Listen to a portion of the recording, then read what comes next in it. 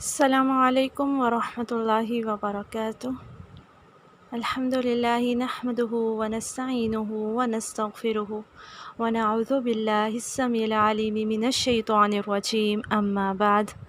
انس سے روایت ہے انس رضی اللہ عنہ، حضرت انس رضی اللہ عنہ قال، انہوں نے کہا، کانا ہوتی اکثر کثرت سے دعا النبی نبی صلی اللہ علیہ وسلم کی، اللہم اے اللہ، آتینا دے ہمیں، فی دنیا میں حسنتاً بھلائی، وفی الآخرۃ اور آخرت میں حسنتاً بھلائی، وقنا اور بچا ہم کو عذاب النار آگ کے عذاب سے۔ عن انس رضی اللہ عنہ قال کان اکثر دعاء النبی صلی اللہ علیہ وسلم اللہم آتنا فی الدنیا حسنۃ وفی الآخرۃ حسنۃ وقنا عذاب النار۔ حضرت انس رضی اللہ عنہ سے روایت ہے کہ انہوں نے کہا کہ نبی کریم صلی اللہ علیہ وسلم کی اکثر دعا یہ ہوتی تھی، اللہم آتنا فی الدنیا حسنہ وفی الآخرۃ حسنہ وقنا عذاب النار۔ بہت پیاری دعا ہے جس میں اللہ تعالیٰ سے دنیا کی بھلائیاں بھی طلب کی جا رہی ہیں اور آخرت کی بھلائیاں بھی طلب کی جا رہی ہیں۔ اور یہاں پر اس حدیث سے بھی ہمیں پتہ چلا، حضرت انس کہتے ہیں کہ اکثر نبی صلی اللہ علیہ وسلم کی دعا یہ ہوا کرتی تھی۔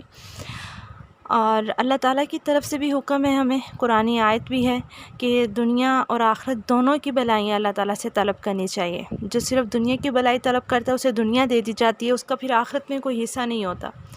اور صرف آخرت کی بھی دعا ہم نہیں مانگ سکتے، ہمیں دنیا کی بھلائیاں بھی مانگنی چاہیے۔ کیونکہ دنیا کی بھلائیوں میں نیک اعمال کی توفیق کا مل جانا بھی شامل ہے۔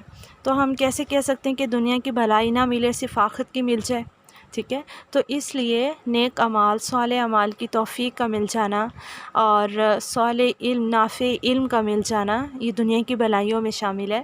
پھر اسی طرح سے نیک زوج کا ملنا، ایک اچھے گھر کا ہونا، ایک اچھی سواری کا ہونا، اور یہ سب جو ہے یہ دنیا کی بھلائی ہیں اور ان کے طلب کرنے میں حرج نہیں ہے۔ لیکن جب ہم ضرورت سے زائد اگر کوئی چیز طلب کرتے ہیں یا لالچ میں پڑ جاتے ہیں تو پھر وہ ہمارے لیے نقصان دہ ہوتا ہے۔